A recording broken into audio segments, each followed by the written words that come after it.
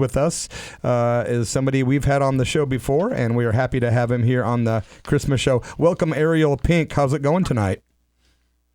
Oh, it's going good. How are you guys? Pretty happy, man. Pretty happy. We're good. Thank you for asking. Yeah. Are you in Los Angeles? I'm in Los Angeles, yeah.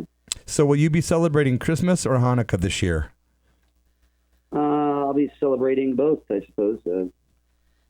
Celebrate the holidays. That's the way you do it. That's the way you do it. Celebrate them all. Yeah, they sort of stuff them all together so you just get it out of the way, right? Yeah. Have you ever written a song for somebody as a gift? I'm just curious. For somebody as a gift? Yeah. Many people, but not. The only person I gifted a song this year to was Hanukkah itself, and I wrote a song called "Sit and Spin" about dreidels. So that's cool. Sit and spin, right? Yep. Do you remember the sit and spin toy that used to be out? I have vague recollection of it. What was it like? It was like one of those. Was it kind of like one of those like pogo sticks or something like that? Well, it was like a little thing in the 70s that was round, and you would sit on it, and then it had like a steering wheel in the middle, so you could like turn it and just make yourself spin until you were like sick from being dizzy. It was really fun. Oh yeah, I do know that one. Yeah, that's a good one. Yeah. Yeah, I haven't thought about that thing in about 25 years. Yeah, and it's just a giant dreidel, basically. Well, see, they should make those for adults. I'd like to have an adult sit and spin. I could sit on that thing for hours, man. Yeah, dude. Maybe they could do it to sort of counter feeling balanced and wholesome. Maybe it just I don't know. It's a good way to sort of it's probably like a good substitute for alcohol. There you go. Hey, I've got my and it's a safe, fun way for adults to get hammered and crazy. Yeah. It's a natural buzz. Yeah. That's something that I would definitely think about. Hey, ARIEL, I hear from Don Bowles, of course, our friend and the genius that he is, was telling me about this new 7-inch collection that you have of some songs that you've re-released or something. What's the story on that release? Well, there's no 7 inches. No. There's a there's a whole campaign. There's a whole sort of a rollout over the course of the next year that encompasses a lot of my pre-4AD catalog, which is like before 2010 and all the way to the 90s. And so it's a sort of an overview of my seminal works prior to getting signed. Okay. Right. So it's sort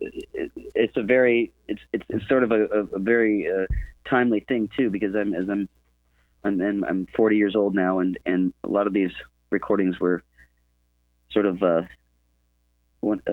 created around the time in my early 20s. So it's sort of like a culmination and an overview of where I was about the age of my life ago. Yeah. So, is that on CD or vinyl? How is that being released? It's being released on vinyl. There's like all double LPs. They're going to have a great liner notes and really good packaging. The 3 of them have been released this past month in October. But then there's like 3 or 4 cycles where there'll be like 3 releases per cycle kind of thing, and they just drop at the same time. That's great, man. Some of them are unheard of stuff, stuff that's been very seldom heard, and a lot of it's like newly unearthed old stuff. We just went back to the master tapes and to the actual 8 tracks, and we actually just remixed them from scratch. And so yeah, so I'm really excited about getting that to the world. So. And I don't have to tour any of it out either. We're excited to get our hands on some of that stuff as well, man, so we can play it on the show here. Yeah, well, I'll definitely hook you up. That'd be fun. What about playing live? Are you guys going to be coming up through the Portland area anytime in 2020? I don't know. Maybe. I mean, if the goal is to like not have to tour, and I don't really have to right now. If I have to, I will, and let's just hope I don't have to, or let's hope that I do have to. Well, I guess is it because of the burnout factor of touring? It's just kind of a drag to do the whole tour. It's a lot of hard work. It's a lot of hard work and not enough money. For me, I'd rather just like I say, stay in my underwear and stare at the wall. That's what I'd like to be. The goal is to like be completely catatonic in my house, not doing anything, or doing just one thing, staring at the wall. Yeah, and being on the road is just can be a nightmare sometimes. I mean, it's great. It's great if like you haven't done it, and then you do it, and but it's hard to make new memories. I mean, I remember when it was like when my first couple of tours are pretty much the only things I do remember about my whole 17 years doing it, 180 days a year. So yeah. So I'm currently at this moment very happy to stay at home and to not do that for as long as possible. Well, I can't blame you, man. I really can't. How many releases will come out on vinyl that you say they're coming out in different increments? How many can we expect total to come out, or do you know? And there's about 11 or 12, I think. I'm not sure. That's awesome. Something like that.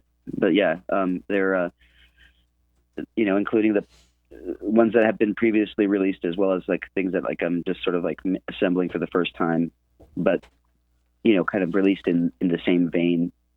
I did all the artwork for them. They were very personal.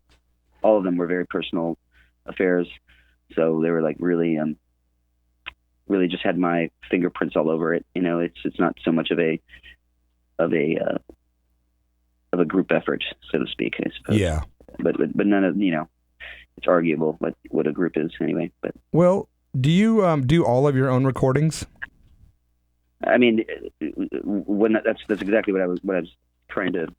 Okay, I get it. Caveat. I mean, I obviously like do I do them myself? I mean, not all of them by any means, but a fair amount of them I did, and so whether it's with one person or whether it's with 20, it doesn't really matter. It's I'm the boss here, so that's right.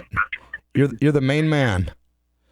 I mean, yeah. I mean, I know what I do, so it's really just about getting the right help at any given moment. So it's just to facilitate certain skill sets and stuff like that. How often do you write music or lyrics? Do you write daily, or is it just when it comes whenever you're inspired? Yeah, I barely write at all. I just I write a lot. I do a lot of co-writes. So with other people, for other people, I do sessions and I get scheduled for that through my publisher. So I also do if other artists that are big or whatever, want to have me as a guest or whatever on their track, and I mean I'm happy to be a monkey for their thing. Can you tell me a couple of those artists that you might have appeared with that people would know their names? Yeah, I mean MGMT is one. I did a couple songs on their last record, and let's see, Carly Rae Jepsen, nice, Miley Cyrus. Let's see, Madonna, remember? Oh, wow, yeah. I'm just joking. No, that's just a joke. That's funny because Bhagavan Das was talking to us recently about Madonna getting together with him recently to do some vocal techniques. So I thought you were serious. No. I actually was serious, but it's just saying that led to one of the biggest pieces of bad press that I ever encountered, just by casually talking to people about my non-haunted graffiti related exploits, and And yeah, it was somebody, the head of somebody's article was like, like Ariel says that he's doing songs for Madonna, and proceeds to lambaste her and say all these sort of misogynistic things, which I was just only paraphrasing the record label who set me up to do that, to do the work for her, to do the songwriting for her. I was just paraphrasing what he had told me about why they had even got me in the first place. So, but of course that none of that got mentioned in the headline, and of course there was a picture of her, and yeah. So I really have I don't like to even mention names aside from my own. I don't blame you. I really don't even like to tell people what I listen to because it's none of their business, and because that's my secret sauce. Like, what? I'm not going to just tell you. Like, what? Some things are sacred, Especially that. Yeah. What am I listening to? Yeah, right. It's none of your business. How about this though? How much do you have in your bank account? That was my next question. Darn it! No, I was kidding. What about this? Do you have anybody that you would personally like to work with that you haven't? Again, none of your business. Okay, fair enough. No, there's nobody that. No, there's nobody. I've worked with everybody that I like to work with, and I'm happy to work with more people. But I'm just I honestly just the less music talk, the better, because for me it's the most boring topic, and it's how I make my bread and butter. But it's just I like other things like science and things that I have no business talking about. I understand, brother, and I'm sure with the amount of stuff you do, you probably get tired of some of the generic stuff that people get asked in every single interview too. So I get it. I'm into science. Yeah, I'm into science and physics. Like but that's good. Nobody is. Yeah, Sister Tracy's really into physics and science. Yeah, I totally am. I could sit and talk about it all day. So yeah, I could. I'm like, next time you want to talk about the Large Hadron Collider, man, we can make a whole hour out of it. Absolutely, and the new supposed giant black hole they found that is bigger than did they find a new black hole? Yeah, they found a new black hole, but then of course they're kind of like so many other things. We think we found the largest black hole ever, but we're not real sure. It's physically impossible according to our models. It might upend the entire theory of the standard model of physics. Well, yeah, and it's like I go by and I hate to do this because a quote by the Buddha even said, "Hey, don't ever listen to anyone as far as the truth goes, not even me. Find out for yourself, do your own research, find out for yourself." And it's like, well, I'm starting to think that the word truth was a lie to begin with. Yeah. Well, can't see it anywhere. I don't know exactly what it means. It seems like there are more examples of lies happening. I don't see one example of fucking truth. Yeah, it's mixing,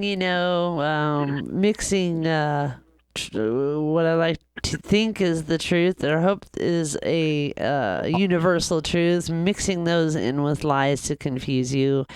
But I think what people sometimes mean by truth is probably something closer to God or something like that. Right, whatever your version. They don't want to call him by his name though, or whatever. Whatever version of God like that.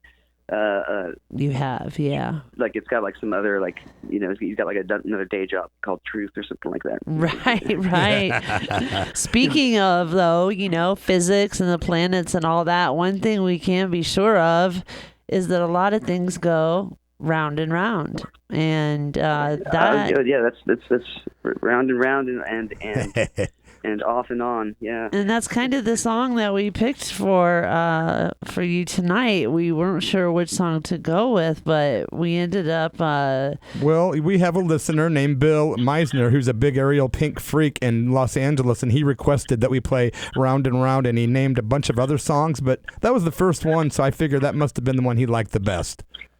Yeah, well, that's him and the many others, actually. It might be one of the only songs they know that I've done, so that's apropos. Yeah, well, my daughter, send it away.